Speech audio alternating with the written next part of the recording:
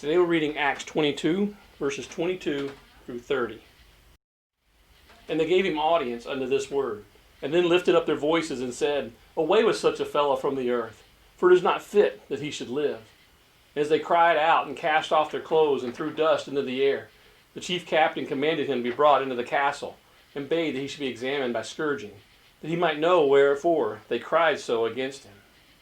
And as they bound him with thongs, Paul said to the centurion that stood by, Is it lawful for you to scourge a man that is a Roman and uncondemned?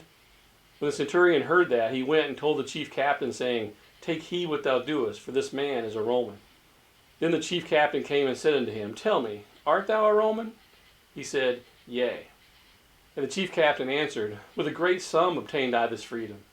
And Paul said, But I was freeborn. Then straightway they departed from him, which should have examined him. And the chief captain also was afraid, after he knew that he was a Roman, and because he had bound him. On the morrow, because he would have known the certainty whereof he was accused of the Jews, he loosed him from his bands, and commanded the chief priests and all their council to appear, and brought Paul down, and set him before them. While the audience listened to Paul's speech for a while, they restarted their uproar when Paul mentioned the Gentiles. They were unwilling to accept that their God was interested in the Gentiles, or so it would seem by their actions at least. Why is it that we often try to direct God's love at those we love? His love is indiscriminate. By Jesus' own words in John 3:16, he loves all mankind, the world. The Roman captain orders the soldiers to bring him back in the castle and away from the crowd. His intention is to beat him in hopes of getting information about why the crowds are so worked up over him. And as they're tying him tight, preparing for the scourging, Paul asks him about the legality of whipping a Roman citizen who has not been proven guilty of any crime. Paul knows the answer to the question. He's just making sure they know he's a Roman citizen. He has certain rights and plans to use them for his protection.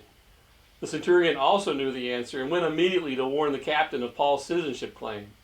The captain then went directly to Paul to ask him about the claim. The captain's response when Paul affirms his citizenship is interesting.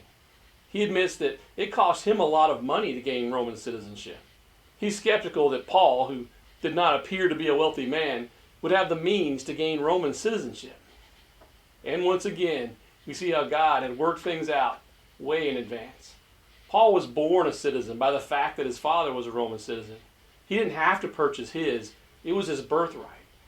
This information changed everything, and Paul's beating was immediately canceled.